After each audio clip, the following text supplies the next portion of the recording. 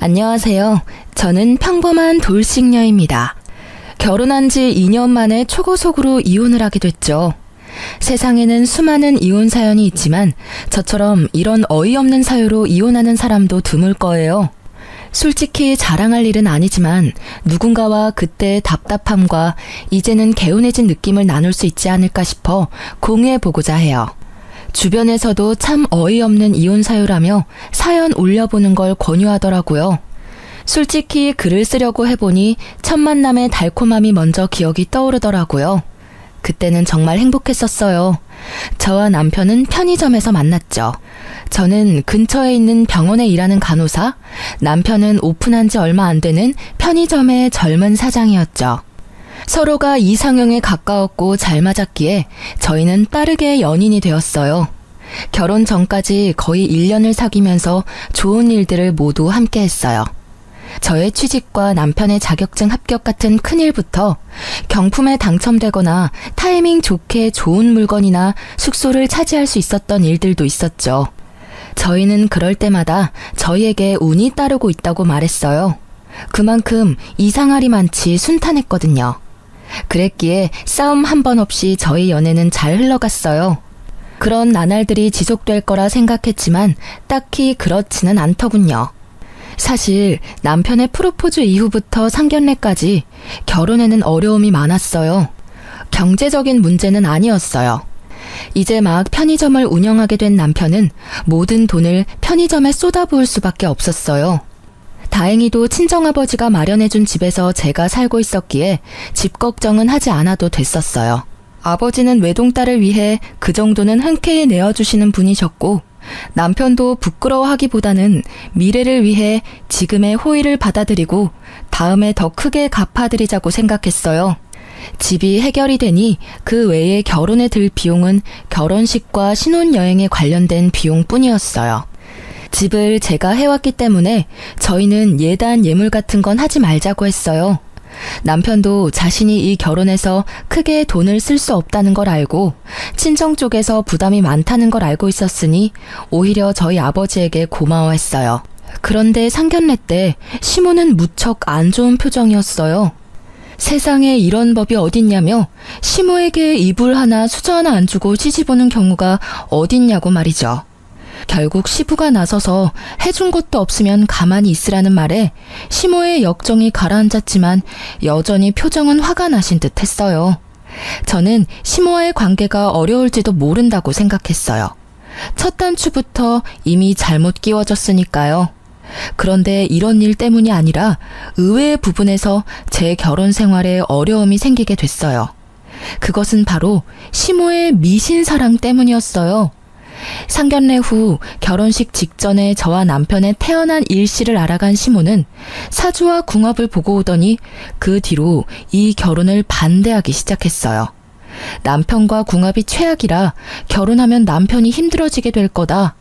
그런데 아내는 남편 덕을 많이 볼 사주고 결국 말년에는 남편 잡아먹을 사주라고요. 그 이야기를 진지하게 하시는데 처음에는 저도 남편도 어이가 없었어요. 1년 동안 잘 사귀었는데 갑자기 저런 말을 들어도 믿기지 않는 게 당연하잖아요.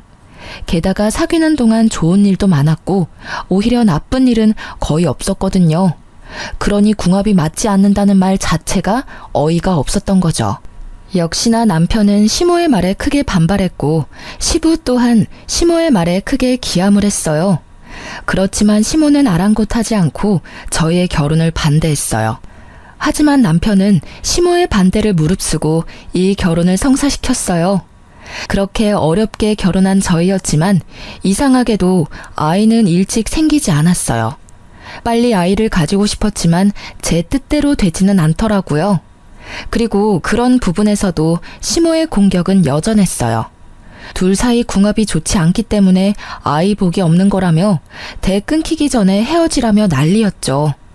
그러면서 둘이 결혼해서 살면 분명히 풍파가 있을 거라며 저주와도 같은 말을 하셨어요. 그렇지만 남편은 제게 사랑을 약속했고 저도 남편을 열심히 내조하기로 했잖아요. 시모가 더 집요하게 굴수록 저희의 결속은 더 강해졌어요.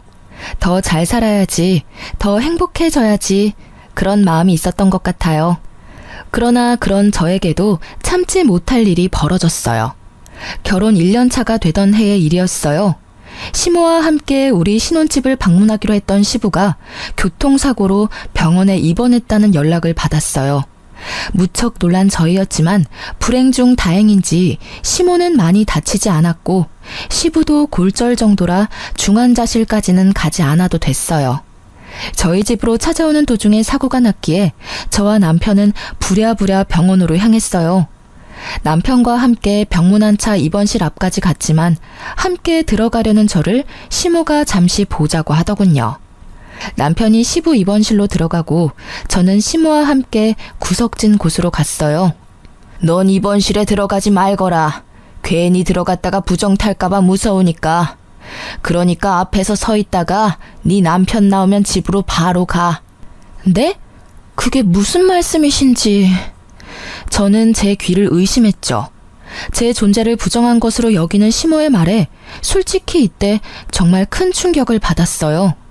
시모가 미신을 그렇게 좋아하고 믿는 건 알고 있었지만 저에게 직접적으로 부정하다고 말할 줄은 몰랐거든요.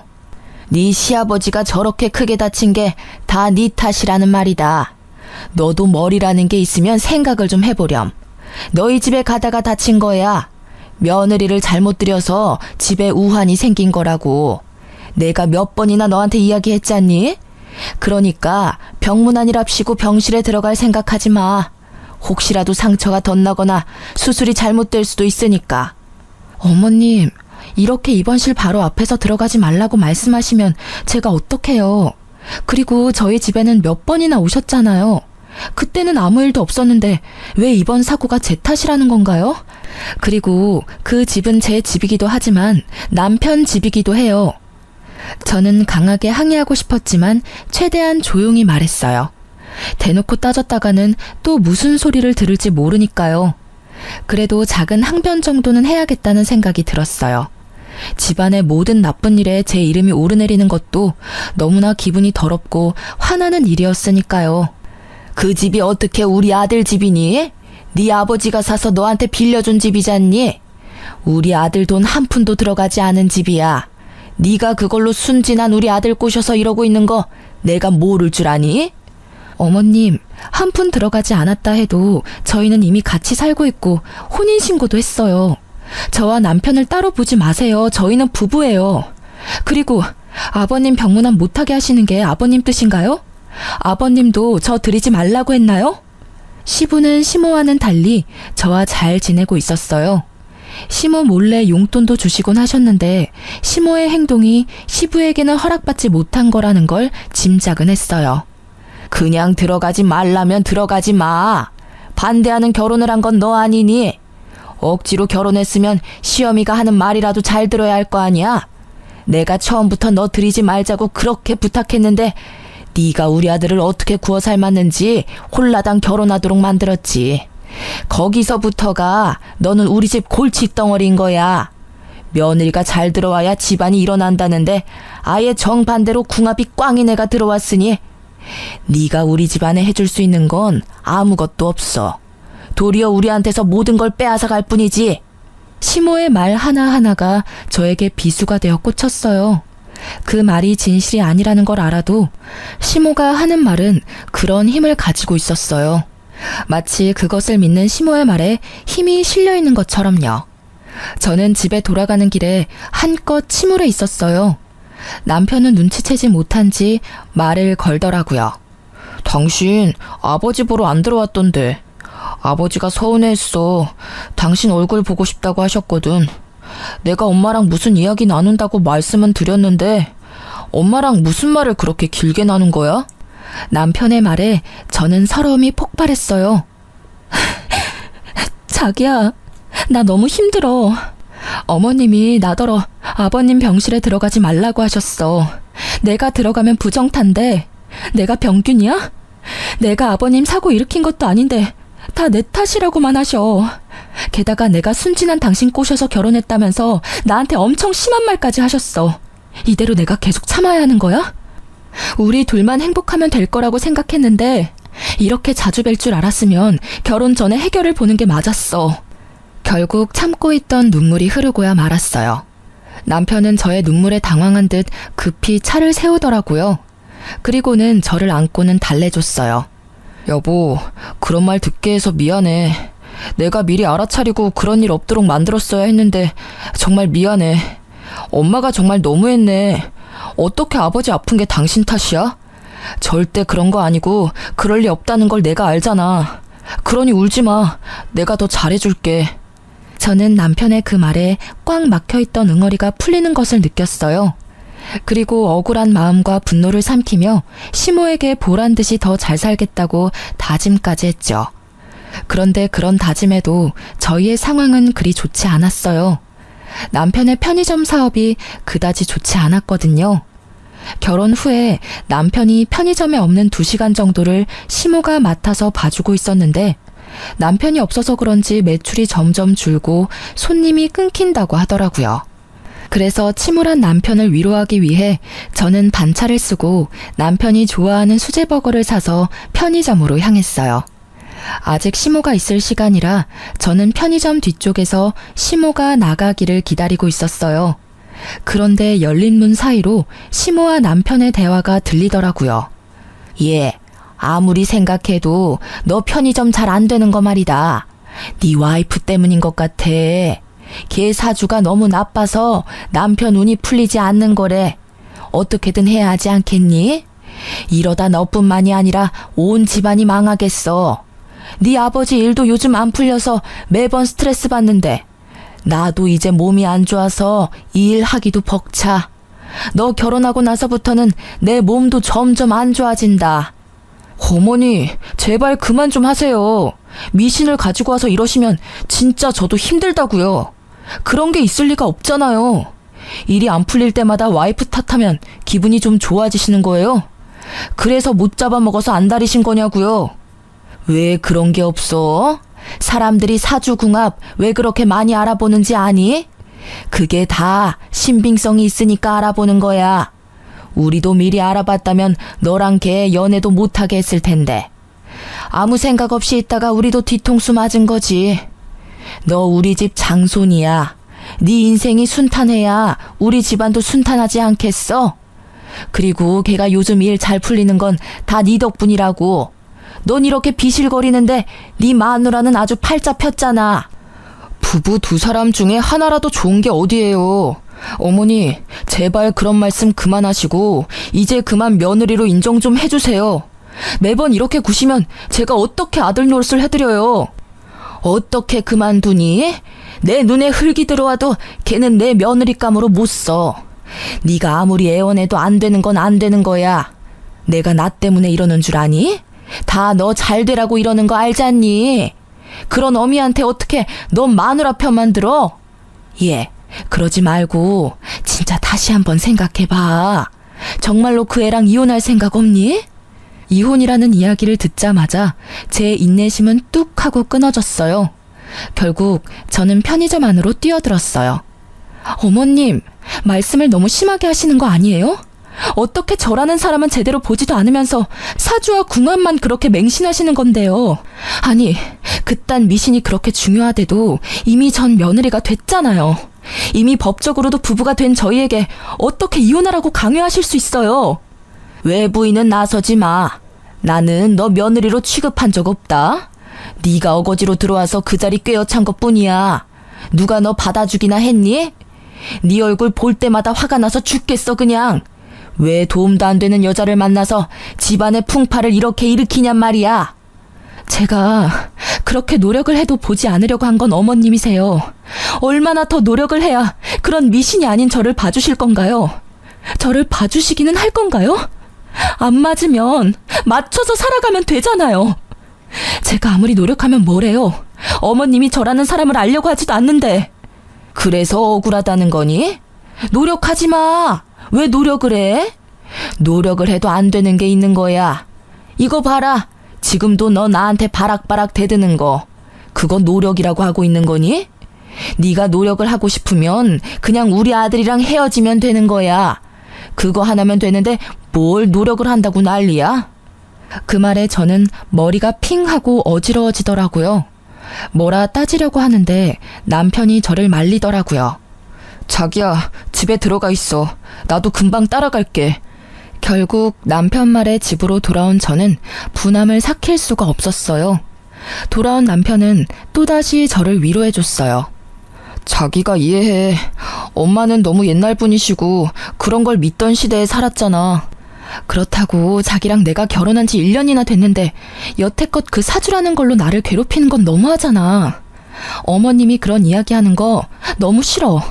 솔직히 앞으로 어머님이랑 얼굴도 마주하고 싶지 않아. 미쳐버리겠다고. 미안해. 그러면 앞으로 우리 집 행사 있을 때는 내가 갈게. 자기는 집에서 쉬어. 그걸로 자기가 안심할 수 있으면 그렇게 하자. 친정도 좀 자주 다니고. 내가 해줄 수 있는 게 많이 없어서 미안해. 남편의 말에 저는 안도감을 느꼈어요. 그리고 시모에 대한 분노를 아주 조금 누를 수 있었죠. 어찌됐든 당장 눈앞에 볼 일은 없었으니까요. 그리고 그렇게 시모를 보지 않는 날이 늘어나면서 저의 마음에 평화가 찾아오는 듯 했어요. 그런데 그 평화는 오래가지 않더라고요. 단 한 사람의 등장으로 그 평화는 깨져버렸어요. 새로 들어온 직원 때문에요. 시모와 한바탕 한 뒤에도 남편의 편의점은 그다지 좋아지지 않았어요. 그때 시모의 권유로 직원을 새로 들였어요.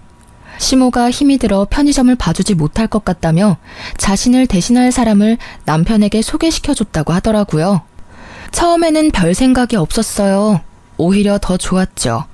남편 편의점에 더 자주 갈 수 있겠다 싶은 생각이었으니까요. 직원 이력서를 슬쩍 보니 나이는 남편이랑 동갑인데 얼굴은 앳된 귀여운 얼굴의 여성이었어요. 알바라고는 하는데 시간은 정직원처럼 길었어요.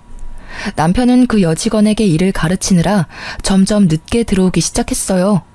그리고 그런 시간이 많아질수록 저는 점점 불편하고 짜증나는 기분을 느낄 수밖에 없었어요. 당신 요즘 너무 늦게 들어오는 거 아니야? 새로 직원도 뽑았는데 왜 당신이 매번 늦어? 피곤하지 않아? 직원이 좀 불안하대. 요새 그 근처 치안도 좀 안 좋고 해서 내가 잠깐 봐주는 거야. 그래도 그렇지. 이렇게 늦게까지 있으면 당신 쉴 시간도 없고. 저녁 늦게 피곤하다고 알바 뽑은 건데 그러면 뽑은 의미가 없잖아. 그렇다고 무섭다는 사람을 어떻게 혼자 둬? 당신도 참 냉정해. 이럴 때 보면 너무 차가워. 그런 의미로 말한 게 아니잖아. 나는 그저 당신이 힘들까봐. 걱정해줘도 모자랄 판에 직원을 비판하는 게 말이 돼? 갑자기 저를 차가운 사람 운운하는 남편의 모습에 저는 당황했어요. 제가 틀린 말을 한 건 아니잖아요? 저녁 시간 치안이 안 좋다는 걸 감안했다면 여자보다는 남자를 뽑는 게 나았을 거예요. 그런 의미로 한 말에 감정적으로 받아치는 남편의 모습에 불안함이 생겼어요. 항상 저를 두둔해주던 남편의 변화가 제게는 있을 수 없는 일이었거든요. 아무리 생각해도 변화의 중심에는 그 새로 뽑은 직원이 있을 거라는 강한 촉이 왔어요. 남편의 주변에 바뀐 건 그것뿐이었으니까요. 그리고 그렇게 생각하고 나니 점점 그 생각에 사로잡히게 됐어요. 결국 불안한 마음을 어떻게 할 수 없었던 저는 잠시 일을 쉬고 있는 친구에게 남편의 편의점에 가서 남편이 잘 지내고 있는지 좀 봐달라고 부탁했어요. 직접 갈 용기는 없었거든요. 그 친구는 제 결혼식 때 외국에서 유학 중이어서 남편이 본 적 없던 친구여서 부탁했어요. 제 예상이 제 상상만으로 끝나길 얼마나 빌었는지 몰라요. 그런데 얼마 지나지 않아 폰으로 전송된 사진에 저는 절망했어요. 그 사진에는 남편과 새 여직원이 매장 안에서 팔짱을 끼고 있었어요. 그리고 그 뒤에는 남편과 웃으며 마주보고 있는 여자의 모습과 둘이서 손을 잡는 모습까지 있었죠. 그리고 곧 친구에게 전화가 왔어요. 그 전화를 받는 제 손이 덜덜 떨리고 있었어요. 야, 너 사진 봤어? 미친, 네 남편 진짜 바람났나 봐. 내가 들어갔는데도 둘이서 얼굴 만져주면서 옷 매무새도 정리해주고 엄청 친하게 굴더라고. 그래서 내가 일부러 부부 사이가 무척 좋으시네요 하고 물었거든? 그랬더니 네 남편이 수줍은 얼굴로 아, 네. 하는 거 있지? 완전 헬렐레한 얼굴로. 야, 이것들 진짜 어떻게 해야 하지 않아? 친구는 저보다 더 흥분했더라고요. 저는 너무 놀라 말을 제대로 하기도 힘들었고요. 정말로 남편이 그렇게 이야기했다고? 그래, 그렇다니까. 아니, 너한테 죽고 못 산에 매달리던 남자가 어떻게 저렇게 한순간에 변하냐? 우와, 꼴랑 2년 만에 이렇게 바람필 거면서 절대 용서해주지 마. 저는 친구의 말에 눈앞이 새하얗게 변했어요. 그 자리에 주저앉아 버렸죠. 그리고 순식간에 그 허탈감은 분노가 되고 그 분노로 피가 거꾸로 솟구치는 기분을 느꼈어요. 그리고 그날 우연인지 일부러인지 모르겠지만 시모가 저희 집에 찾아왔어요. 무슨 일인가 궁금해하는 것도 잠깐, 시모는 대뜸 미친 소리를 하기 시작하더라고요. 너 이제 그만 좀 하면 안 되겠니? 제발 우리 애 좀 놔줘. 어? 이 정도로 안 맞는 부부도 없는데 이렇게 애를 꼭 붙들고 있으면 이 집안도 망하고 내 아들도 망해. 어머님, 갑자기 집에 오셔서 그게 무슨 말씀이세요? 말 못 알아듣겠어? 우리 아들이랑 이혼하라는 말이야. 지금 애도 없고 딱 좋을 것 같은데 만약에 이대로 우리 아들이랑 계속 살 거면 너희 우리랑 합가할 각오해야 할 거야. 내가 너희 집에 들어와 얹혀 살 테니까. 응? 제발 아들 앞길 좀 그만 맞고 이혼해줘. 아들한테는 내가 사주랑 궁합 봐서 괜찮은 여자 구해줄 거야. 어머님, 이거 진짜 선 넘으신 거예요. 법적으로 부부가 된 유부남한테 다른 여자를 구해주겠다뇨. 그게 부모가 하실 말씀이세요? 그렇게 화를 내다가 갑자기 딱 감이 오더라고요. 남편의 상간녀. 남편과 바람이 난 그 편의점 알바가 시모의 권유로 들어왔다는 게 생각났죠. 저는 남편과 시모의 말도 안 되는 짓에 열이 받을 대로 받았어요. 일이 어떻게 돌아가고 있는지를 확인하고 나니 이제는 참을 필요가 없다는 걸 알게 됐죠. 그리고 그때 남편이 집에 들어오더라고요. 왔어? 왔으면 여기 와서 어머님 하는 말 좀 들어볼래? 기도 안 차서. 어머님이 나한테 당신하고 이혼하래. 다른 여자 구해주겠다고 하시면서 막무가내로 구시는데 당신이 이러지 마시라고 어머님 좀 말려줄래? 당신 어머니잖아. 남편의 얼굴을 보니 화가 더 났어요. 그래서 말이 좀처럼 좋게 나오질 않았죠. 그런데 제 말에 남편의 반응이 심상치 않더라고요. 매번 나한테 이런 부탁하는 거 질리지도 않아? 솔직히 나도 엄청 참았거든?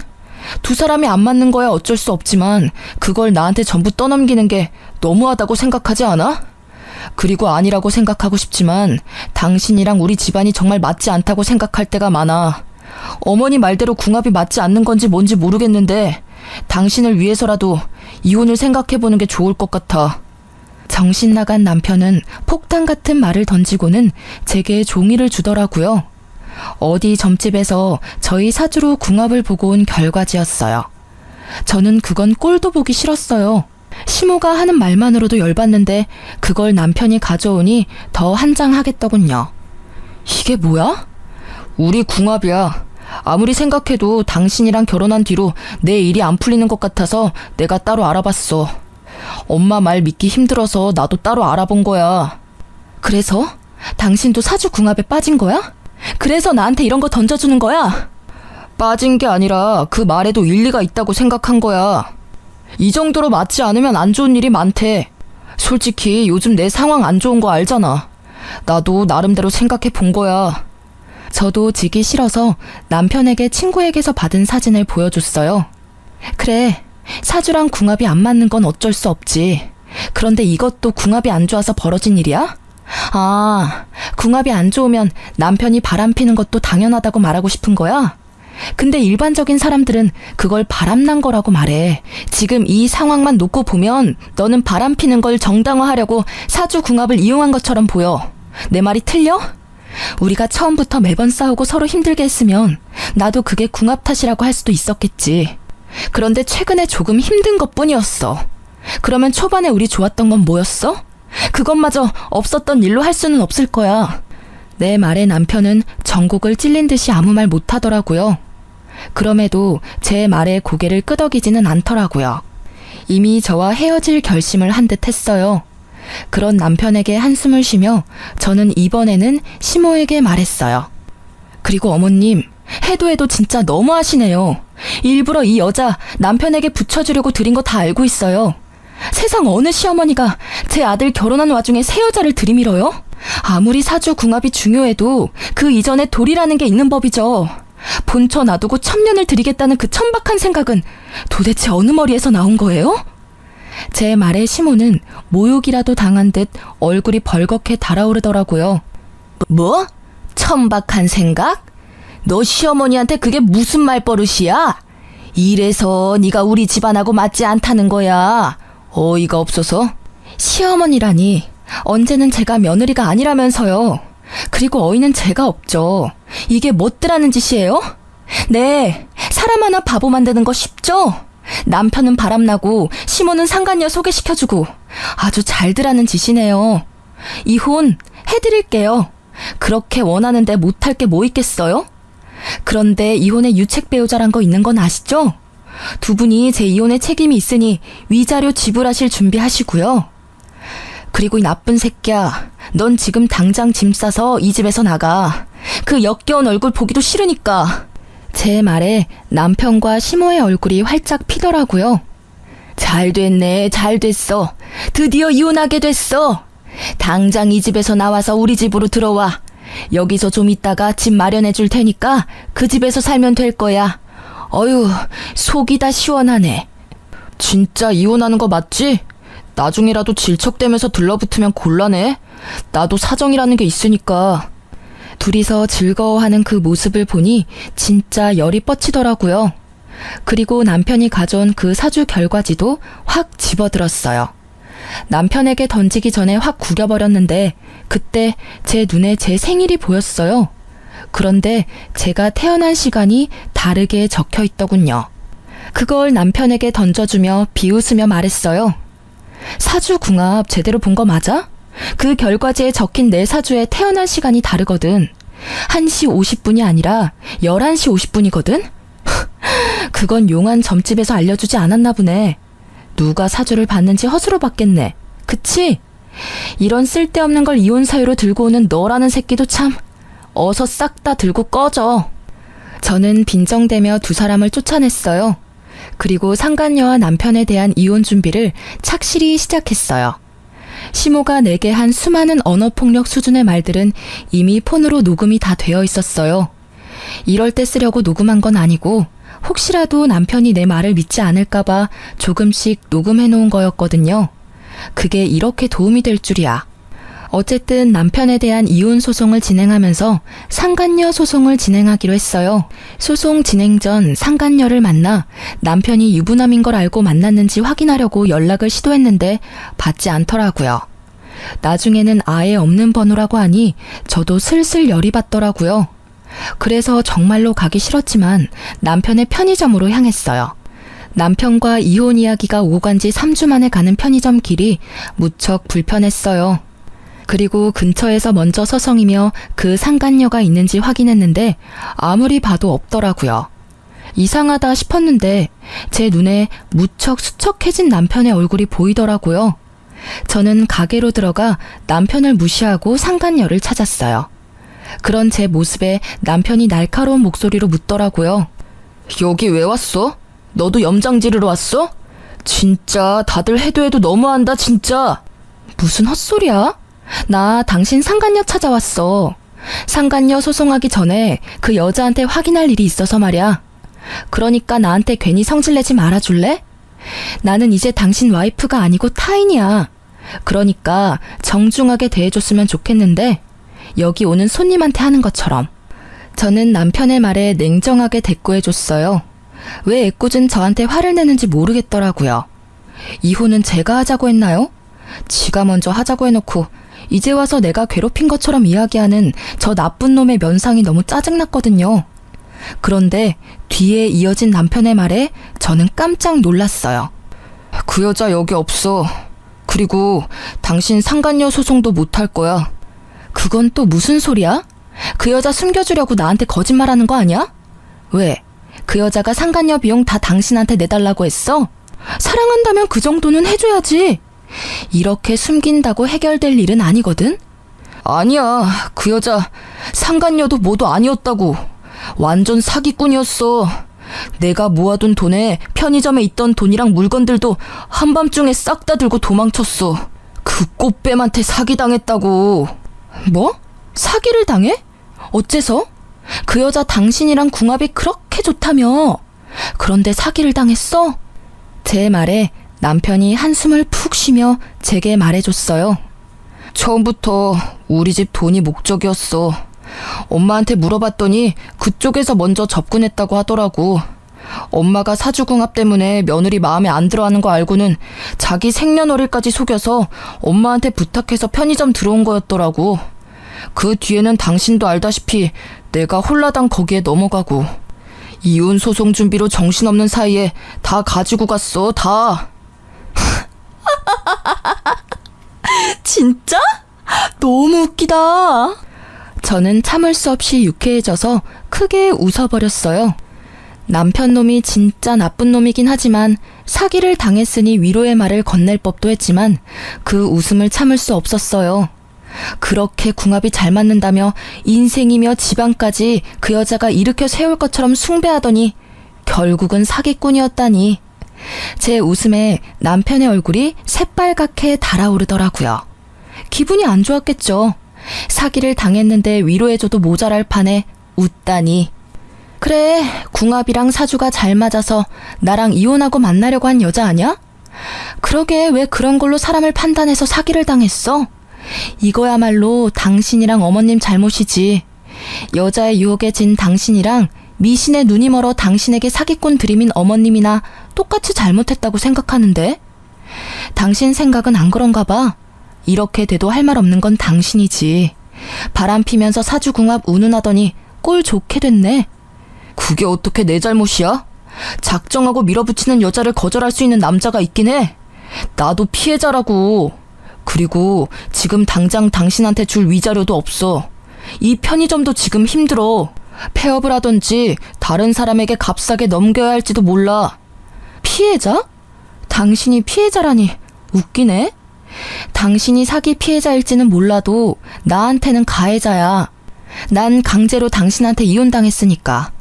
믿음을 하루아침에 배신당하고 버려졌으니까 억울할 필요 없지 않아? 그거 네가 뿌린 씨앗, 네가 거둔 것뿐이잖아. 그리고 위자료는 어떻게 해서든 구해줘.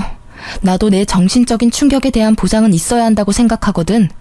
당신이 힘든 일 당했다고 해서 내가 당신한테 당한 힘든 일을 눈 감아줄 거라는 생각은 하지도 마. 당신 힘든 것만큼 나도 힘들거든.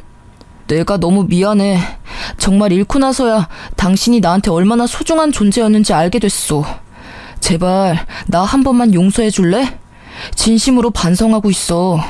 그런 사기꾼한테 넘어간 것도 당신이 이해해줬으면 좋겠어. 당신 이해심 넓고 착한 사람이잖아. 어? 나 정말로 이제는 절대로 한눈 팔지 않을게.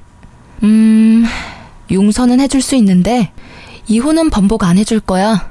그럴 필요가 없어졌거든. 당신도 내가 필요 없어서 그렇게 냉정하게 버린 거 아니야? 뭐 사기 당한 건 유감이지만 그렇다고 내가 그 뒷수습까지 해줘야 할 필요는 없잖아. 저는 그렇게 이야기해주고 편의점 밖으로 나왔어요. 얼마나 기분이 좋던지. 지가 사기를 당하건 말건 이제 저하고는 상관없잖아요. 도리어 저를 버리게 된 원인인 상간녀에게 사기당했다는 사실이 너무 기분 좋았어요. 그리고 그날부터 남편에게서 연락이 계속 오더라고요. 저는 가볍게 무시했어요. 받아봐야 또 말도 안 되는 소리만 짓거릴 거라고 생각해서요. 그런데 그 뒤에 시모에게서 계속 연락이 오더라고요. 그것도 무시했어요. 이제 와서 연락받을 이유 없잖아요. 필요하면 문자라도 하겠지 싶었어요. 목소리는 진짜 듣고 싶지도 않았거든요. 그런데 한번 모르는 전화번호가 울려서 받았어요. 받고 보니 시모가 다른 사람 전화기로 제게 전화를 한 거였어요. 예, 왜 그렇게 전화를 안 받니? 저기 혹시 오늘 시간 있으면 잠시 나오지 않으련? 시간 없어요. 그리고 어머님하고 할 이야기는 없을 것 같은데요. 이혼 관련 이야기는 그 사람하고 할게요. 그것 때문에 만나자는 거야. 너한테 뭐 좀 전해주라는 게 있어서 만나야 되는데 아들이 시간이 안 난다지 뭐니? 그래서 내가 주려고 그래. 우리 집 근처 카페로 와. 아니면 내가 너희 집 근처로 갈까? 저희 집 근처로는 오지 마세요. 또 오시다가 사고라도 나시면 제 탓이라고 말하실 거잖아요. 그냥 제가 그쪽으로 갈게요. 전달하려는 게 뭔지는 몰랐지만 이혼과 관련된 거라는 말에 일단 나가기로 결정했어요. 그리고 시댁 근처 카페에 갔더니 시모가 먼저 나와 기다리고 있더라고요. 그런데 시모가 무슨 선물을 바리바리 싸들고 오셨더라고요. 저는 앞에 앉아서 말했어요. 무슨 물건 주려고 보자고 하셨어요? 일단 이것부터 좀 받으렴. 그러면서 시모가 건넨 건 시모 옆에 있던 선물들이었어요. 보자기에 싼 한우에 백화점에서 값비싼 물건들까지. 저는 어이가 없었어요. 이게 다 뭐예요? 이혼해주는 대가로 주시는 선물이면 필요 없는데요. 그런 거 아니야. 이거 다 네 선물이야. 그게 우리 아들하고 이혼하는 거 다시 생각해 보렴. 절대 그럴 일 없어요. 그리고 왜 이러시는지 모르겠네요. 언제는 저더러 남편이며 집안이며 망하게 만들 거라고 이혼하라고 하셨잖아요. 그런데 갑자기 왜 이혼을 못하도록 막으시는 거예요? 그게 내가 몰랐어. 그 나쁜 년이 나랑 아들까지 속이고 그런 짓을 할 줄은. 나도 그 나쁜 년한테 당한 거야. 아들도 마찬가지야. 우리가 경솔하게 그런 말 한 건 미안해. 그리고 실은 네가 알려준 시간으로 다시 궁합을 봤는데 너무 좋은 천생연분 사주로 나왔더라고. 네가 우리 집안 먹여 살릴 사주라고 해서. 저는 그 말이 재결합보다 더 어이가 없었어요. 그렇게 궁합이라는 미신에 당해놓고는 여전히 그 미신을 맹신하는 시모의 모습에 짜증이 확 났죠. 잘 살고 있을 때는 우리에게 나쁜 일 있을 거라며 이혼하라고 종용하더니 갑자기 이제 와서 천생연분이라서 이혼하지 말라고 하다니. 이미 깨진 물병에 물을 다시 담을 수 없는 게 분명한데 마치 다시 주워 담을 수 있다는 듯 말하는 게 어이없었어요. 저한테 이 집안에서 나가달라고 하신 게 어머님이세요. 이제 와서 이러시는 건 너무 염치 없고 뻔뻔한 거 아닌가요? 저희 부모님도 이미 마음 정리 다 하셨어요. 이제 와서 번복하면 얼마나 웃길지 알고는 있으세요? 동네, 아니, 세상 사람들에게 웃음거리라고요. 결혼이라는 게 가족 간의 결합이라고 중요한 거라고 말하신 게 어머님이세요. 저희 부모님도 똑같아요. 제 가슴에 대못 박은 그쪽 집안하고는 상종을 하고 싶지도 않다고 하세요. 그래, 네가 하는 말이 다 맞다. 그러니 이제는 다 네가 하라는 대로 따르마. 네 덕분에 우리 아들에게 큰 풍파 없이 지낼 수 있었던 거래. 너랑 이혼하면 우리 아들은 귀인을 잃는 거라고 했어. 제발 그렇게 되지 않게 이혼에 대해 다시 생각해 보렴. 아, 정말 끝도 없이 이기적이네요. 그렇게 모질게 떨어뜨려 놓을 때는 언제고 이제 와서 이런 선물로 환심 사시려는 거예요? 저는요, 다 필요 없어요. 그러니까 궁합 잘 맞는 다른 여자 찾아보세요. 저는 이미 그쪽 집안에서 못 볼 꼴 다 봐서 일 없어요. 그리고 지금 저한테는 사주가 중요한 게 아니라 남편이었던 사람이 바람을 폈다는 게 더 중요해요. 궁합만 잘 맞으면 뭐해요? 남편이 바람을 폈는데. 이제 와서 궁합은 무슨 궁합이에요? 저는 그렇게 말하고 시모가 주는 물건 모두 거절하고 자리를 털고 일어났어요. 쓸데없는데 시간 쓸 여유 같은 건 없다고 생각했으니까요. 그런데 시모가 제게 헐레벌떡 뛰어오더니 한마디 하더라고요. 제발 이혼만은 하지 마라. 응? 내가 그냥 죽은 듯이 살 테니까 너 뭐라 하든 찍소리도 안 하고 너 하자는 대로 할 테니까 그냥 우리 아들 옆에만 있어주면 안 되니? 제발. 저는 이 상황이 너무 웃기기만 하더라고요. 아들 사기당했다고 이제 와서 저한테 다시 잘 살아보라니. 장난치는 것도 아니고 말이죠. 그 뒤에도 시모와 남편은 제게 연락을 해왔지만 저는 연락을 받아주지 않았어요. 바람 펴놓고는 자기가 사기당했으니 없었던 일로 하자는 남편이나 이제와 궁합을 다시 보니 천생연분이라며 다시 만나자는 시모나. 어쩌면 모자지간이 그렇게 똑같은지. 결국 나중에 들리는 소식에 의하면 남편의 편의점은 폐업을 했다고 하더라고요. 그 여자가 가져간 게 남편 돈뿐만 아니라 시모의 돈도 가져갔다고 하네요. 좋은 투자처가 있다며 시모에게도 돈을 맡기라고 했나 봐요. 웃기는 건 그렇게 돈주머니 꽉 틀어지고 있던 시모가 거짓 사주 하나만으로 그녀에게 큰 돈을 맡겼다는 사실이에요.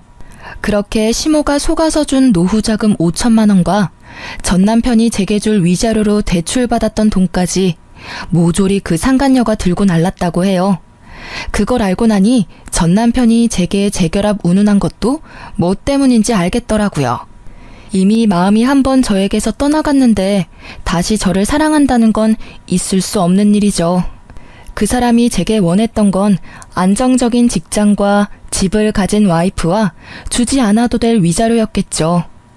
저는 그렇게 호락호락한 사람이 아니거든요.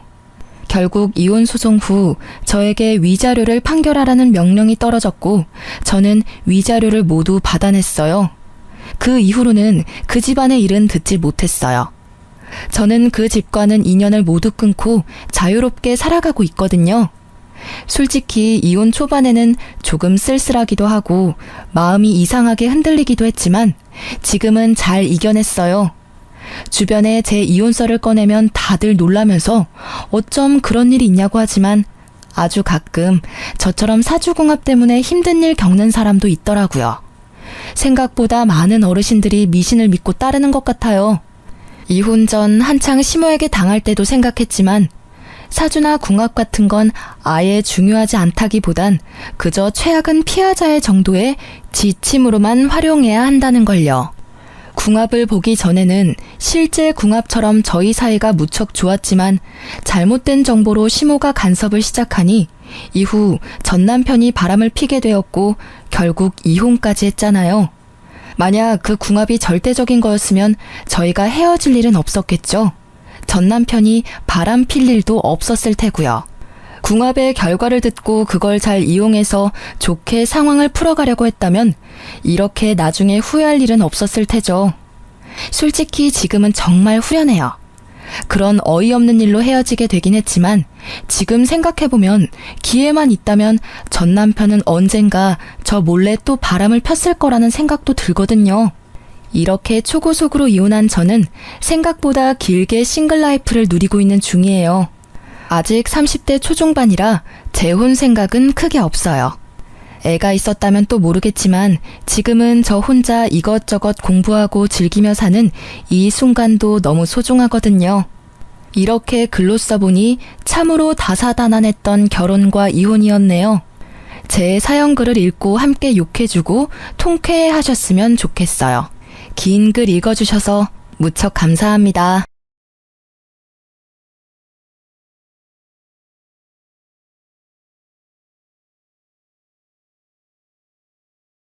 안녕하세요. 저는 30대 후반 여자입니다. 저는 현재 재택근무를 하고 있어서 항상 이곳에서 사연 듣는 재미로 하루하루 지내고 있답니다. 특히 사이다 한 잔 쭉 마신 것처럼 시원시원한 결말의 사연을 들으면 하루의 스트레스가 날아가더라고요. 다양한 사연이 많지만 저의 지난 이야기처럼 믿기 힘든 것도 없을 것 같아서 용기를 내어 몇 년 전에 겪었던 이야기를 한번 털어놔 보려고 해요. 친구들뿐만 아니라 가족들까지 모두 저의 이야기를 믿을 수 없어 했었답니다. 뉴스에 나올 정도라고 제보하라고까지 했을 정도였죠. 이런 제 이야기를 한번 들어봐 주시겠어요? 지금도 가끔 자려고 눈을 감으면 생각나는 장면이 있어요. 바로 저의 원수 같은 두 사람이 제 앞에서 무릎을 꿇고 눈물을 줄줄 흘리고 있는 모습이죠. 제발 한 번만 봐주면 안 될까? 나도 정말 힘들었어. 몇 년 동안 네 그림자에 숨어 살아야만 했다고. 난 아무 잘못 없어. 다 이 여자 때문이라고 말했잖아. 우리 다시 예전으로 돌아갈 수만 있다면 내가 진짜 당신한테 충성할게. 둘 다 입 좀 닥쳐줄래? 안 그래도 울리는 머리 더 아프니까? 경찰서 끌려갈 각오나 하셔. 저는 제 발목을 끌어안으려는 남편의 손을 발로 팍 밟아버리고 차갑게 돌아섰답니다. 남편이 악소리를 지르며 손을 움켜잡고 바닥을 뒹굴었죠. 어쩌다 이런 지경까지 가게 되었는지 몇 년 전의 이야기를 한번 시작해 볼게요. 저는 몇 년 전에 교통사고를 아주 크게 당해서 거의 6개월이 넘도록 병원에 입원해 있었어요. 사실 이것도 기억이 나지 않고 다 들은 이야기죠. 저는 내내 의식이 없는 채로 있었거든요. 그렇게 6개월을 거진 식물인간 상태로 지내다가 기적적으로 눈을 뜨게 되었답니다. 처음으로 눈을 떠서 주위를 둘러보던 때가 생각이 나네요. 마치 신생아처럼 모든 게 새롭고 이상하게 보이더라고요. 저를 돌봐주던 간병인이 있었는데 제가 움직이자 아주 놀라서 간호사를 부르러 달려가더라고요. 그렇게 정신없이 시간이 흘러갔고 제 친척 언니라는 사람이 저를 퇴원시키러 왔답니다. 물론 저에겐 낯선 사람이었어요. 왜냐하면 사고의 충격으로 저는 모든 기억을 잃어버리게 되었거든요. 무슨 드라마에서나 봤을 법한 일이 막상 저한테 닥치니까 정말 눈앞이 깜깜하더라고요. 마치 머릿속이 검정색 물감으로 칠해진 듯이 아무것도 보이지도 않고 떠오르지도 않으니 미칠 노릇이었어요. 친척 언니는 저와는 별로 닮지 않았더라고요. 쫙 찢어진 눈에 머리를 거의 금발처럼 염색을 한 게 차림새도 엄청 화려했어요. 못 깨어날 줄 알았는데 결국은 정신을 차리긴 차렸네. 일단 너는 갈 데가 없으니까 우리 집으로 가자. 나랑 남편이랑 둘이 사는데 작은 방이 하나 남으니까 거기서 지내. 난 집이 없었어? 나이가 36인데 직장도 없고? 부모님은? 넌 천의 고아야. 너네 부모님이 너가 아주 어릴 때 돌아가셔서 넌 우리 집에서 빌부터 살았어. 작은 구멍가게 같은 회사 다니긴 했는데 사고 나기 전에 이미 관뒀고. 한마디로 너는 나이만 들고 돈도 없는 백수지. 그럼 지금까지 언니 집에서 얹혀 살았다는 거야? 언니 부모님이랑? 아니 그건 아니고. 너도 작은 원룸에서 혼자 월세로 살았는데 알다시피 너 6개월 동안 병원에 있었잖아. 그래서 내가 방 뺐지. 그 보증금은 네 병원비로 다 나갔어. 야, 내가 네 병원비도 보태줬다. 나중에 다 갚아. 알았어? 암튼 그만 물어보고 퇴원이나 하자. 언니는 제가 병원에 있는 동안 저를 돌보기가 많이 힘들었던 건지 아주 쌀쌀맞더라고요. 저는 제 처지가 너무 한심하고도 불쌍해서 더욱 주눅이 들었죠. 그렇게 언니가 사는 빌라로 함께 가게 되었답니다. 여러 개의 동이 있는 신축 빌라라서 아파트랑 비슷하더라고요. 근데 엘리베이터가 없어서 3층까지 걸어 올라가야 했어요. 저는 아직 몸이 성치 않아서 그런지 계단 하나하나 오르기가 너무 힘들더라고요. 언니가 빨리 오라고 다그쳐서 땀을 뻘뻘 흘리며 힘겹게 올라갔답니다. 집에 들어가니 형부가 어정쩡한 자세로 현관문 앞에 서 있더라고요. 물론 전에도 본 적이 있겠지만 기억을 잃었으니 전혀 모르는 사람이라 너무 어색했죠. 형부도 어색한지 저와는 멀리 떨어져 앉아서 아무 말도 하지 않았답니다. 저는 그렇게 친척 언니 집에서 얹혀 살기로 했어요. 기억을 잃은 것도 잃은 거지만 이렇게 계속 살 수는 없으니 얼른 몸을 회복해서 아르바이트라도 해서 얼른 이 집을 나가야겠다고 생각했죠. 형부는 중소기업에서 대리로 일을 한다고 하더라고요. 언니는 전업주부여서 매일 집에 있었어요. 저는 하루 종일 언니와 집에 있게 되었는데 제가 집에 간 다음 날 아침부터 일을 시키더라고요.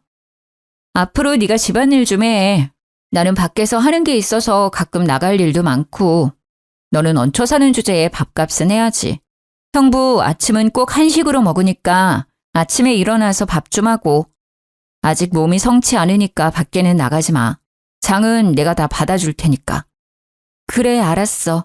집세도 안 내고 사는데 나도 도와야지. 걱정하지 마 언니. 넌 기억이 하나도 안 난다면서 언니 잘도 말한다. 웃겨 정말. 암튼 지금은 청소기 좀 돌려. 그리고 세탁기 꽉 찼으니까 빨래도 하고. 언니가 톡톡 쏘는 말을 할 때마다 상처를 받았지만 그래도 묵묵히 제 몫을 하려고 노력했어요.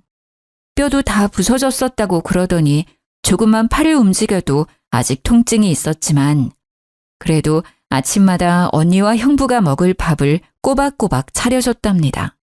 저는 작은 방에서 지냈는데 매트리스도 없이 얇은 이불 2장만 깔고 자게 되었는데요.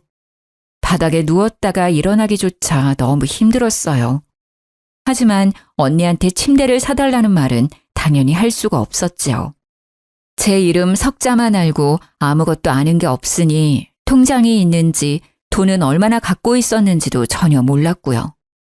지금 현재는 핸드폰도 없고 1,000원짜리 한 장도 없는 처지였답니다. 저는 아침에 밥을 차려놓고 형부가 나와서 먹기 전에 제 방으로 들어갔거든요.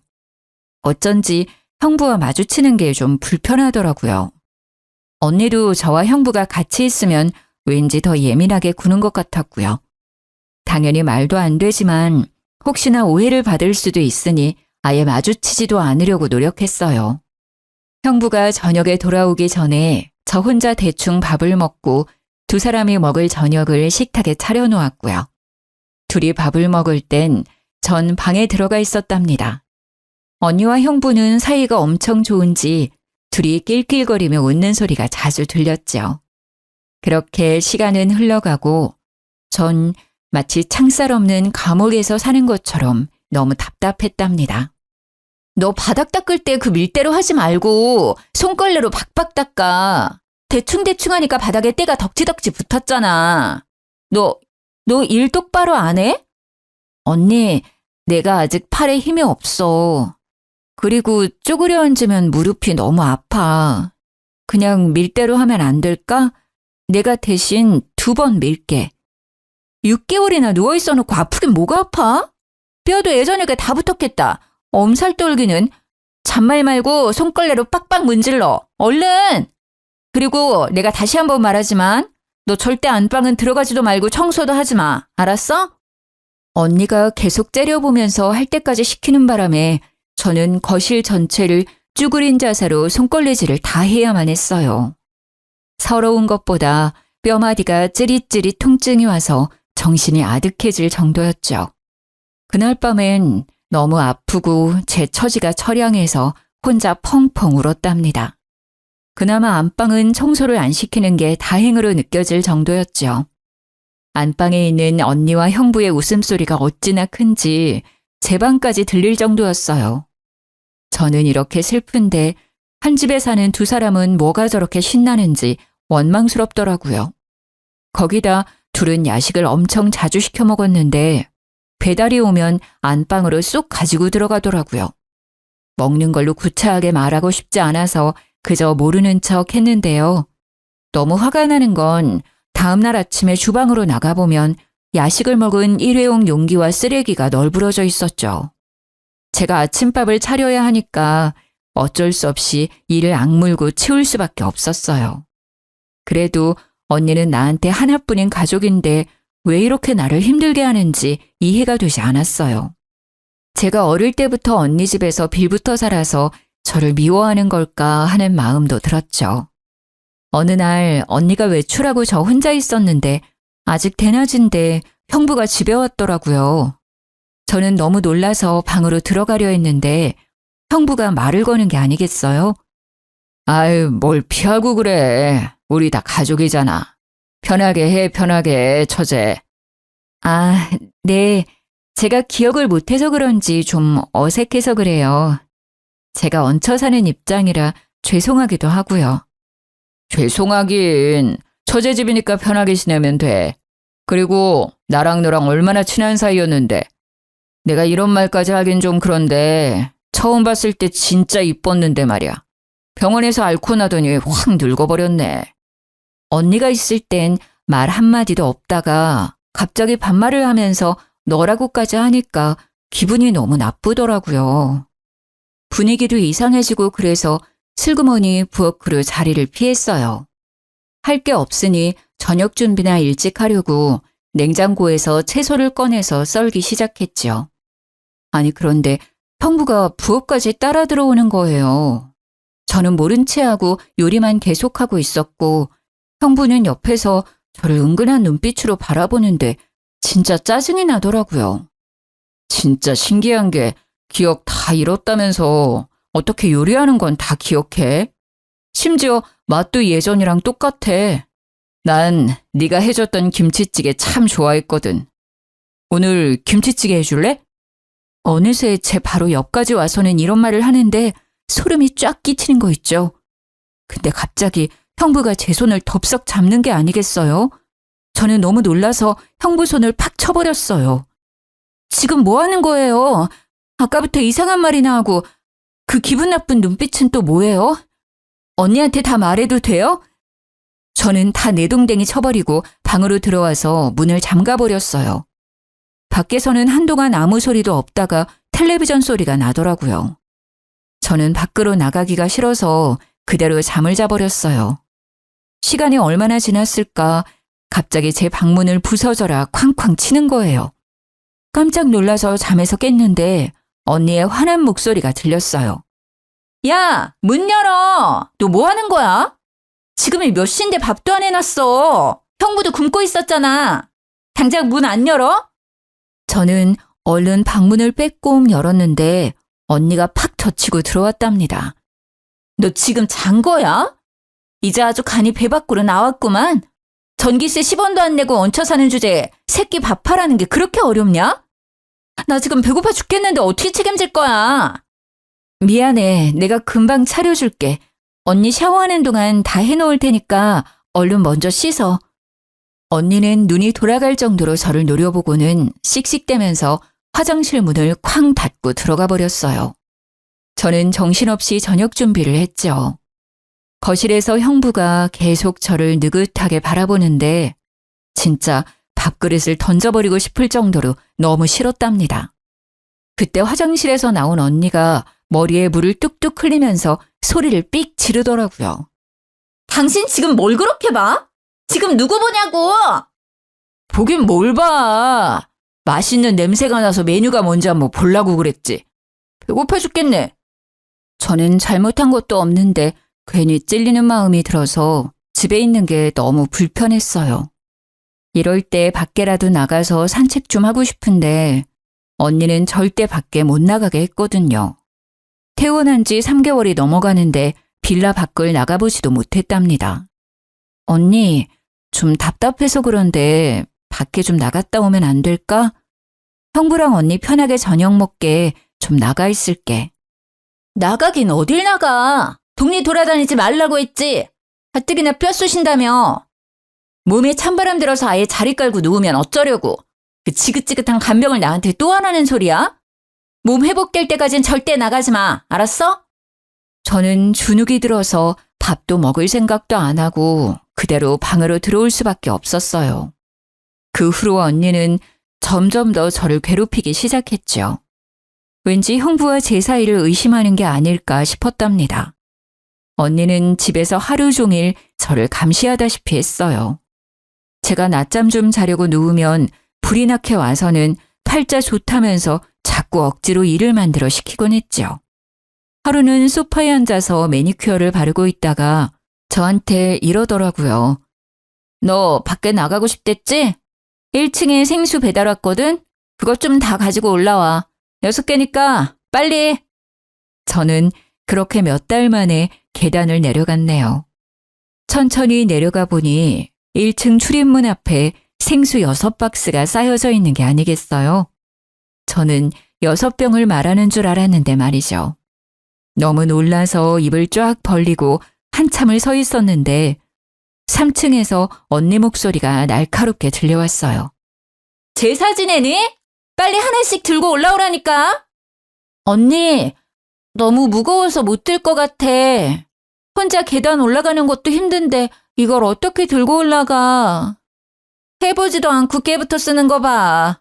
일단 들어봐. 그런 것도 해야 힘도 기르는 거지. 빨리. 저는 울상을 지으며 한 박스를 들고 계단을 오르기 시작했어요. 이를 악물고 한 계단씩 내딛는데 진짜 힘들더라고요. 땀을 뻘뻘 흘리면서 한 박스를 겨우 갖다 놓았답니다. 안간힘을 써서 2번째 박스를 올려다 놓았는데 진짜 몸에 경련이 오는 것처럼 뻣뻣해지더라고요. 제 모습을 보고 언니도 놀랐던지 한마디 했죠. 야, 됐다. 하나 더 날랐다간 아주 장사 지낼까 무섭네. 나머진 형부한테 하라고 할 테니까 들어와. 간신히 방까지 기어들어가서 이불에 누워 한참을 있으니 점점 몸이 안정이 되더라고요. 제가 생수 한 상자도 못 들 정도로 몸이 약해진 것도 너무 속상하고 이런 대우를 받으면서도 이 집에 붙어 있어야만 하는 제 처지가 너무 슬펐답니다. 아르바이트를 구하려고 해도 인터넷으로 좀 알아보고 해야 하는데 핸드폰이 없으니 너무 불편했어요. 세상 돌아가는 것도 하나도 모르고 진짜 감옥 안에 있는 것 같았죠. 그렇게 한 달 정도 더 흐르고 더 이상 참을 수가 없어서 언니한테 말을 해봤어요. 언니, 진짜 미안한데 나 핸드폰 하나만 구해주면 안 될까? 중고도 괜찮아. 맨날 집에만 있는 게 핸드폰이 왜 필요해? 이젠 좀 살만해졌나 보지? 나도 돈 없어. 코딱지만한 빌라에 사는 거 보면 몰라? 핸드폰 같은 소리 하고 있네, 진짜. 언제까지 이렇게 얹혀 살 순 없잖아. 나도 일도 구하고 작은 방도 알아보고 하려면 핸드폰 하나는 있어야지. 부탁할게. 아이고, 생수박스도 못 드는 게 밖에서 잘도 일을 하겠다. 돈 버는 게 장난이야? 넌 가만히 있는 게 도와주는 거야. 그딴 생각하지 말고 얼른 밥이나 해. 하루는 밖에 날씨가 너무 좋아서 바람을 너무 쐬고 싶더라고요. 마침 주말이라 언니와 형부도 오랜만에 나가더라고요. 저는 이때다 싶어서 잠깐만 나갔다 오려고 밖으로 나갔답니다. 정말 감옥에서 탈출한 죄수라도 된 것처럼 밖의 공기가 이렇게 시원하고 좋을 수가 없었네요. 돈이 한 푼도 없었기 때문에 그냥 동네만 빙빙 돌고 있었는데 카페에서 사람들이 시원한 커피를 마시는 걸 보니 너무 먹고 싶더라고요. 그래서 멍하니 카페 안을 들여다보고 있었어요. 그때 누군가 제 어깨를 톡톡 치는 게 아니겠어요? 순간 언닌가 싶어서 너무 놀라 뒤를 돌아봤답니다. 맞네, 맞아. 세상에, 드디어 집에 온 거야?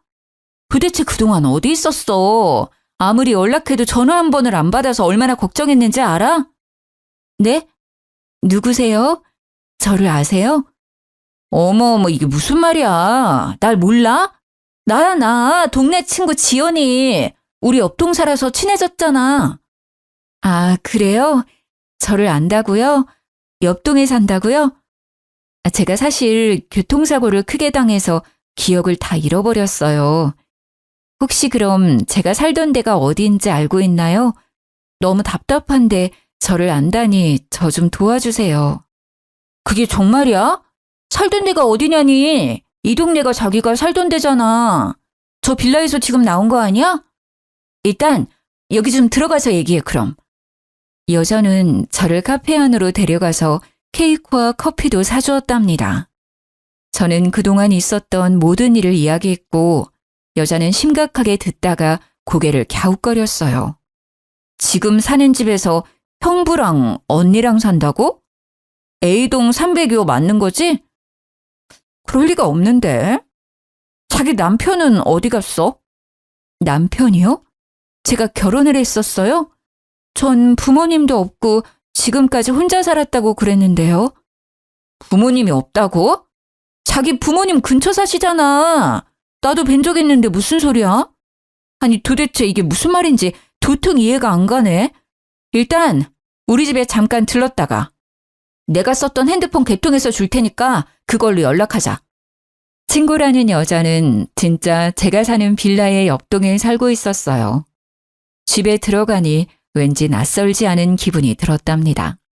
친구는 저에게 핸드폰을 건네주었고 번호도 알려주었답니다. 친구의 말을 들으니 더욱 머릿속이 혼란스러워지기 시작했어요. 내가 결혼도 했고 부모님도 살아계시다면 다들 어디에 있는 거고 친척 언니는 저에게 왜 거짓말을 한 건지도 궁금했죠. 아니면 오늘 처음 만난 친구라는 여자가 거짓말을 하고 있을지도 모르는 거고요. 저는 헝클어진 실타래 마냥 뒤죽박죽인 머릿속을 감당하기가 힘들었답니다. 어떻게든 기억을 되찾는 게 최선의 방법일 것 같았죠. 언니에게 말을 꺼냈다가 더욱 힘든 상황에 처할 수도 있고 아무도 믿을 수 없다는 생각이 들었거든요.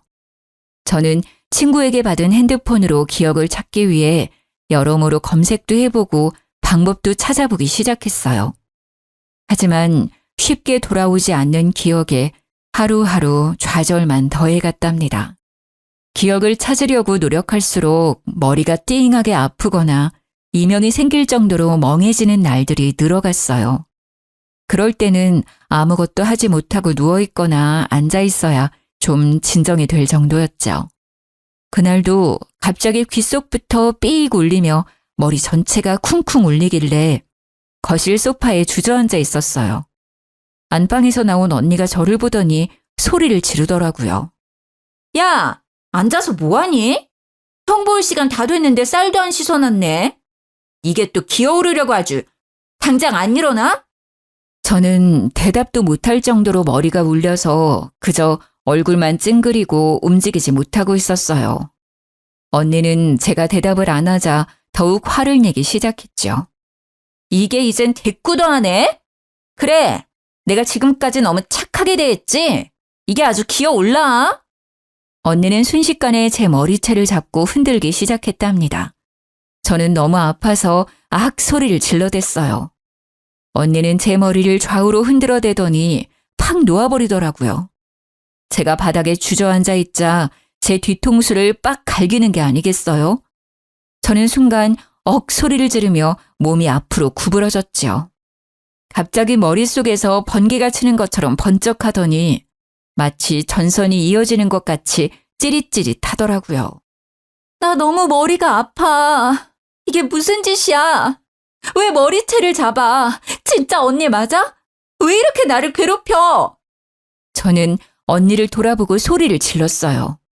그때 또 귀가 멍해지더니 머릿속에 전기가 오르는 것 같았어요. 그러면서 순간적으로 예전 기억이 사진처럼 짧게 스쳐 지나갔죠.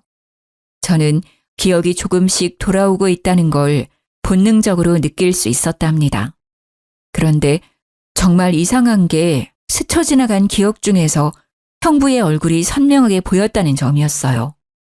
저는 형부가 너무 불편하고 싫은 마음까지 있어서 그런지 왜 형부의 얼굴이 크게 보였는지 이상했죠.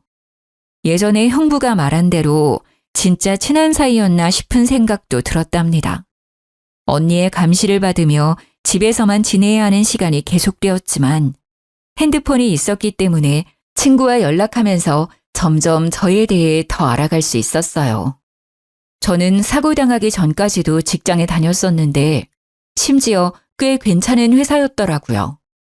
혹시나 하고 제가 일했다는 부서에 전화를 해봤는데 전화를 받은 직원이 진짜 저를 알고 반가워하는 게 아니겠어요? 대리님, 도대체 어떻게 된 거예요? 오랫동안 출근을 안 하시더니 하루아침에 갑자기 그만두셔서 얼마나 걱정을 했는지 아세요?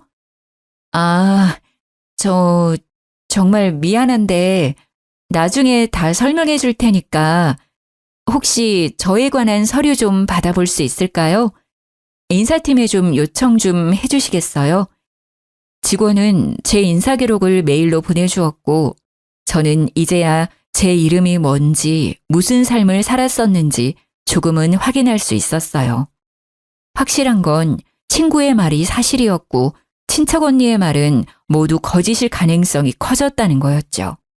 이제 보니 언니가 알려준 제 이름조차 가짜였거든요. 저는 솟구쳐오르는 분노를 숨기면서 예전과 똑같이 언니를 대했어요. 언니가 외출해서 안방에 들어갈 날만을 기다렸죠. 언니는 나갈 때마다 안방 문을 잠그고 다니는데 예전에 청소할 때 열쇠 꾸러미를 발견한 적이 있었거든요. 아마도 그 꾸러미 중에 안방 열쇠도 있을 것 같다는 확신이 들어서 열쇠 꾸러미는 제 방에 숨겨놓고 있었답니다. 그렇게 안방에 들어갈 기회만 호시탐탐 노리고 있었는데요. 드디어 언니가 친구들을 만난다며 쫙 빼입고는 외출을 하더라고요. 저는 언니가 나가자마자 열쇠 꾸러미들의 열쇠를 모두 다 넣어보고 안방 열쇠를 찾을 수 있었어요. 그리고 안방으로 들어가게 되었죠. 딱 들어가자마자 머릿속에서 어떤 기억이 싹 스쳐가면서 침대며 가구 배치가 낯설지가 않다고 느꼈답니다. 저는 옷장을 열어서 알아낼 게 없는지 다 뒤져보기 시작했죠. 그런데 옷장에 아무렇게나 쌓여있는 옷들을 봤는데 친척 언니가 평소에 입는 옷들은 아니더라고요. 언니의 스타일과도 거리가 멀었고 오히려 제 취향에 가깝다는 생각이 들었어요. 그렇게 열심히 훑어보고 있는데 옷장 뒤쪽에서 딱딱한 게 만져지더라고요. 무슨 커다란 액자 같아서 낑낑대면서 꺼내봤죠. 저는 액자 속의 사진을 보고 너무 충격을 받아 입을 다물 수가 없었답니다. 결혼사진이었는데 형부 옆에서 웃고 있는 건 다름 아닌 저였기 때문이죠. 갑자기 눈앞이 흐릿해지더니 저는 그만 까무러치고 말았어요. 얼마나 시간이 흘렀는지 깨어나 보니 제가 액자 앞에서 쓰러져 있더라고요. 정신을 차려보니 머리도 깨질 듯이 아파왔어요. 저는 한참 동안 머리를 손으로 꽉 누르면서 통증이 멈추길 기다렸고 동시에 모든 기억이 돌아왔다는 걸 직감적으로 깨달았답니다. 그동안 있었던 모든 일들이 파노라마처럼 빠르게 스쳐 지나갔고 제가 처한 기막힌 현실도 깨달을 수 있었어요. 저는 충격과 배신감으로 몸을 부들부들 떨면서 눈물을 줄줄 흘렸답니다. 저를 퇴원시키고 이 집으로 데려온 친척 언니는 바로 남편의 상간녀였습니다. 그 여자와 처음 대면하던 날이 떠오르더라고요. 남편은 꽤나 자상한 성격이었고 퇴근 시간도 잘 지켰기 때문에 바람을 필 거라는 생각은 전혀 하지 못했었어요. 저도 회사 일이 너무 바쁘고 피곤해서 사실 남편에게 신경을 덜 쓰기도 했죠. 나이가 꽤 있는데도 아직 아이가 생기지 않은 것도 남편과 사이가 멀어지는 하나의 이유였을 거예요. 어느 날 어떤 여자가 대뜸 전화를 했더라고요. 김민철 씨 와이프 되시죠? 오늘 시간 되면 좀 만나죠. 남편에 대해 할 말이 있어요. 누구신데 갑자기 전화해서 남편 얘기를 꺼내시죠? 무슨 일인지도 모르고 그쪽 신상도 모르는데 내가 왜 그쪽을 만나야 돼요? 만나서 할 얘기니까 그렇죠. 저랑 그 사람 사랑하는 사이예요. 이 정도면 만날 이유는 충분하죠? 상간녀가 뭐 일이 당당한지 당황스럽고 남편이 그동안 저 몰래 다른 여자를 만났다는 게 믿기지가 않더라고요. 하지만 어차피 벌어진 일이고 증거라도 확실히 남겨야겠다 싶어서 그날 저녁에 카페에서 상간녀를 만났답니다. 민철 씨가 아직 내 얘기 안 했어요? 이혼 좀 해줘요. 민철 씨는 그쪽이랑 너무 헤어지고 싶어 해요. 참나. 그러니까 둘이 사랑하는 사이라는 거죠? 근데 왜 남편은 나한테 한마디도 안 꺼냈을까요? 그러니까 내가 이렇게 나선 거예요. 그쪽만 물러나면 되니까 이혼 좀 하라고요. 그건 우리 부부 사이의 일이니까 그쪽은 상관 말아요. 할지 안 할지는 내가 정하는 거니까 주제넘게 끼지 말고. 나는 자리를 박차고 나와 당장 집으로 가서 남편에게 녹음한 걸 들려주며 따져 물었죠. 그렇게 이혼을 바라면서 왜 숨겼어? 기다려. 내가 상간녀 소송 먼저 하고 이혼 소송도 바로 걸어줄 테니까. 여보, 제발 이혼만은 안 돼. 내가 정말 잘못했어. 한순간의 실수였어. 정말이야. 이젠 다시 안 만날게. 내가 헤어지자고 하니까 그 여자가 정신이 나가서 당신한테 말했나 봐. 내가 정리할게. 제발. 남편이 상간녀와 헤어지려고 하자 상간녀가 폭발해서 저한테 모든 걸 다 밝힌 모양이더라고요. 그날부터 남편은 이혼은 절대 안 된다고 매일같이 매달렸답니다. 그와 동시에 상간녀는 저한테 매일 밤 전화를 해서 이혼하라고 소리를 질러댔죠. 진짜 지옥 같은 시간들이었어요. 저는 도저히 참을 수 없어서 양가 부모님한테 모두 털어놓고 이혼 소송을 진행하기로 마음을 먹었답니다. 그렇게 퇴근을 하고 친정 부모님을 뵈러 가려고 회사 건물을 나섰는데 남편이 저를 기다리고 있는 거예요. 제가 남편을 무시하고 지나가자 남편이 거칠게 제 손목을 낚아채더라고요. 왜 이래? 회사 사람들 보겠어. 당장 안 나? 너 어디 가는 거야? 내가 부모님한텐 절대 말하지 말라고 했잖아. 다 정리했다니까? 정리했는데 매일 밤 그 여자가 나한테 번호를 바꿔가면서 술 먹고 전화해 대니? 난 더 이상 봐줄 수 없어. 오늘 우리 부모님한테 먼저 말할 거니까 그렇게 알아. 저는 남편을 뿌리치고 횡단보도로 달려나갔어요. 그리고 그 순간 트럭의 불빛이 제 눈을 찌르는 걸 마지막으로 모든 기억이 사라졌던 거죠.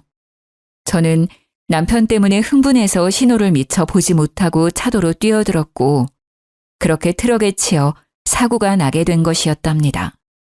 모든 기억을 찾은 저는 남편에게 전화를 걸었어요. 남편이 능글맞은 목소리로 전화를 받더군요. 처제가 웬일로 나한테 전화를 다 했어? 무슨 일이야? 언니 지금 집에 없어? 네, 언니 지금 집에 없는데요. 형부, 죄송한데 지금 바로 와주시면 안 될까요? 제가 몸이 안 좋아서요. 전화를 끊고 거의 1시간 만에 남편이 눈썹을 휘날리며 달려왔더군요. 소파에 앉아있는 저를 보더니 제 옆에 착 달라붙어 앉더라고요. 처제, 어디가 아파? 내가 좀 봐줄까? 방이 좀 눕지 그래. 처제 같은 소리하고 자빠졌네. 너 도대체 나한테 무슨 짓을 저지른 거야? 이 짐승만도 못한 놈아. 제가 돌변해서 소리를 지르자 남편이 입을 떡 벌리고 저를 쳐다보더라고요. 당신 기억 다 돌아온 거야? 언제? 어디부터 기억이 나? 혹시 전부 다? 지금 사실대로 다 말하면 당신이 원하는 대로 이혼은 안 할게. 그러니까 어떻게 된 건지 다 털어놔. 남편은 우물쭈물하다가 입을 열었죠. 물론 다 비겁한 변명일 뿐이었지만요. 당신이 사고로 머리를 너무 심하게 다쳐서 수술도 여러 번 했거든. 의사가 가망 없다고 할 정도였어. 양쪽 부모님한테 사고 났다고 말씀드리면 나 바람난 것까지 다 아실 거고. 그래서 너무 무서워서 어떻게 해야 되나 그러고 있었는데 아니 걔가 살지 죽을지도 아직 모르니까 일단 말하지 말고 기다리자는 거야. 그래서 가족들 감쪽같이 속이고 6개월이나 나를 병원에 숨겨놨다 이거야? 이 머저리야? 아니 걔가 당신한테 보험 있냐고 물어보더라고. 생명보험 있다니까 일단 더 기다렸다가 혹시나 당신이 잘못되면 그 돈 갖고 결혼하자고 자꾸 꼬시는 거야. 시간은 계속 가니까 이젠 말하기도 너무 늦었고. 그런데 저는 6개월이나 계속 죽지 않고 살아있었던 거고 심지어 회복까지 된 거였죠. 그동안 남편은 제 가족들에게 제가 여행을 갔다느니 너무 바쁘다느니 계속 핑계를 대며 집에 찾아오지 못하게 막기까지 했던 것이요. 심지어 제 회사에 찾아가서는 제가 아프다면서 대신 사직서까지 제출했다는 거예요. 하루가 멀다 하고 야근까지 해가면서 치열하게 지켰던 자리였는데 제 보호자의 위치에 있다는 걸 이용해서 제 커리어까지 망가뜨린 거죠. 저는 남편이 벌인 이 기막히고 파렴치한 일에 치가 떨렸어요. 당신, 나랑 이혼하기 싫다면서. 그럼 내가 깨어났으면 예전처럼 잘 지낼 수 있었잖아. 어차피 기억도 하나도 못하는데. 나도 정말 그러고 싶었지. 근데 걔가 당신이 아무것도 기억 못하는 거 알고는 일을 이렇게 버린 거야. 난 진짜 하늘에 맹세코 당신을 속이고 싶지 않았어. 근데 걔가 협조 안 하면 부모님이랑 회사에도 다 알린다고 협박을 하는 거야. 진짜 나 걔 때문에 인생 조졌어 여보. 다 걔가 꾸민 일이야. 믿어줘 제발. 너희 둘이 짜고 나를 집에 데려와서 그렇게 식모처럼 부려먹었는데 걔 혼자 꾸민 거라고? 손뼉도 마주쳐야 소리가 나는 법이야. 너는 하기 싫었다면서 밤마다 그년이랑 그렇게 신나게 웃어댔어? 제가 남편을 쏘아보며 따지고 있는데 현관문 여는 소리가 들렸어요. 상간녀가 살짝 술에 취해서 들어오더라고요. 상간녀는 저와 남편이 나란히 앉아있는 걸 보고는 눈이 돌아서 악을 써댔죠. 뭐야? 왜 둘이 붙어있어? 너 지금 형부한테 뭐 하는 짓이야? 우갈 데 없는 거 걷어주니까 은혜도 모르고. 내 집에서 먹여주고 잠도 재워준 건 나지. 이 분수도 모르는 게 어디서 나대. 남의 집에서 집주인 행세하니까 기분 좋지? 진짜 네 남편 네 집이라도 된 거 같았어? 제가 상간녀 눈을 쏘아보며 차갑게 비웃어주자 상간녀의 눈이 속절없이 흔들리기 시작했어요. 그동안 이렇게 보잘것없는 여자가 진짜 친척 언니인 줄 알고 삼시세끼 밥을 해다 바치고 옷을 빨아서 다림질까지 해주면서 지냈었다니 어이가 없어서 웃음도 안 나오더라고요. 저는 심지어 오갈 데 없는 천혜고아인 저를 진짜 거둬준 줄 알고 고맙고도 미안한 마음을 느끼고 있었거든요. 저를 속였던 상간녀 못지않게 지금껏 속아온 제 자신에게도 용서 못할 정도로 화가 날 정도였답니다. 뭐야? 기억이 다 돌아온 거야? 그렇다고 해도 달라질 게 뭐 있어? 이 꼴을 당하고도 이혼을 안 하고 살겠다고? 과연 내 남편도 너랑 같은 생각일까? 어쩌니? 내가 보기엔 네가 세상에서 제일 불쌍한 것 같은데. 저는 일부러 이혼을 안 한다고 하면서 남편이 진실을 털어놓도록 만들었던 거였어요. 그래서 남편이 했던 말을 다 녹음했었고 상간녀에게 바로 들려줬죠. 남편의 말을 듣고 있던 상간녀의 얼굴이 벌개지면서 점점 울상으로 일그러지기 시작했어요. 다 내가 꾸민 일이라고? 야, 네가 보험금 탈 때까지 기다리자며. 내가 그동안 너 때문에 얼마나 고생을 했는데 네가 나한테 이럴 수 있어? 나한테 다 뒤집어 씌우겠다 이거야? 야, 다 너 때문이야. 내가 진작에 헤어지자고 했잖아. 네가 멀쩡한 가정을 파탄낸 거고 다 네가 저지른 거야. 내 인생 책임져. 상간녀가 분에 못 참아 남편의 뺨을 세게 때렸답니다. 그러자 남편이 눈이 돌아가면서 상간녀의 머리채를 휘어잡고 마구 흔들기 시작하더라고요. 저는 둘이 보기 흉하게 육탄전을 벌이는 모습을 소파에 앉아 물끄러미 바라보았답니다. 얼마 지나지 않아 힘이 빠졌는지 둘이 씩씩대며 서로 노려보고 있더라고요. 저는 조용히 두 사람 앞으로 다가갔죠. 그리고는 남편과 상간녀의 뺨을 번갈아가며 세게 내리쳤어요. 제가 몸이 약해져서 그런지 마음먹은 것처럼 때리지를 못하니 너무 속상하더라고요. 때릴 사람은 난데 왜 니네 둘이 치고받고 난리야. 서로 그만 탓하고 너희 둘이 사이좋게 같이 콩밥 먹으러 들어갈 거니까 각오나 하고 있어. 그때 남편이 무릎을 꿇고는 종아리를 잡고 늘어졌어요. 상간녀도 그 옆에 털썩 주저앉더라고요. 여보, 제발 한 번만 용서해줘. 앞으로 허튼 짓 안 하고 당신 말만 듣고 살게. 제발 한 번만 믿어줘. 아니, 솔직히 우리가 무슨 잘못을 했어? 사고로 다친 사람 옆에서 간병해주고 병원비 내주고 집까지 데려와서 돌봐준 건데? 뭘로 콩밥을 먹일 건데? 법이나 알고 그딴 소리 하는 거야? 따지고 보니 그러네. 내가 남편이고 보호자인데 내가 사고 난 배우자 돌봐준 걸로 감옥을 갈 순 없잖아. 그러는 너는 법을 잘 아나 봐. 그니까 누구 말이 맞을지 두고 보자고. 경찰 오면 얘기하라고. 뭐? 경찰? 내가 왜? 내가 왜 경찰서에 가야 돼? 상간녀가 저를 위협하듯이 확 다가와서 때릴 것 같은 포즈를 취하는 게 아니겠어요? 자기의 잘못을 전혀 반성하지 않는 모습에 기가 막히더라고요. 그때 마침 제 연락을 받고 오신 친정 부모님이 현관문을 박차고 들어오셨답니다. 이 짐승만도 못한 놈아. 네가 감히 우리를 속이고 내 딸을 못 보게 숨겼다 이거야? 바람까지 핀 주제에? 너 이놈, 오늘 네 제삿날이다. 친정아버지는 남편을 마구잡이로 때리기 시작했어요. 남편은 몸을 수그린 채 맞기만 하고 있었답니다. 친정어머니는 그 사이에 상간녀의 머리채를 잡고 마구 쥐어뜯기 시작하셨죠. 상간녀의 비명소리가 어찌나 큰지 빌라 전체에 울려 퍼질 정도였어요. 그 소란이 벌어지는 사이 미리 연락해두었던 경찰도 집으로 들어왔답니다. 두 사람은 나란히 수갑이 채워진 채로 현장에서 체포되었어요. 밤에 소란스러운 소리와 경찰까지 출동하자 빌라 앞은 구경하는 사람들로 가득했죠.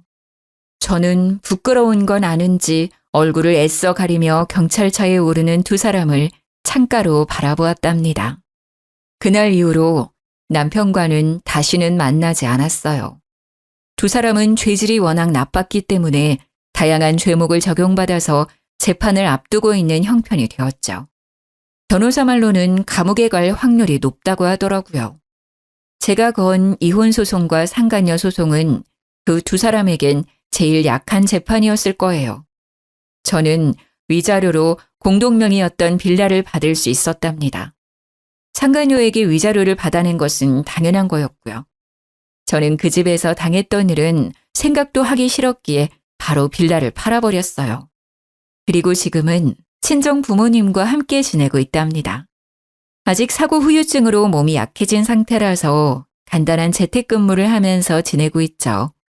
부모님의 보살핌을 받으며 음식도 잘 챙겨 먹다 보니 확실히 점점 몸이 나아지는 기분이 든답니다. 점점 원래의 제 삶과 일상으로 돌아오고 있죠. 하지만 지금도 가끔 밤에 악몽을 꾸기도 해요.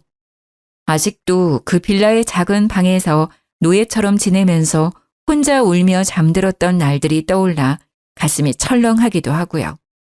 저한테 어떻게 그런 일이 벌어졌는지 기가 막힐 뿐이죠. 그것도 평생을 약속했던 남편이란 사람한테 그런 일을 당하다니.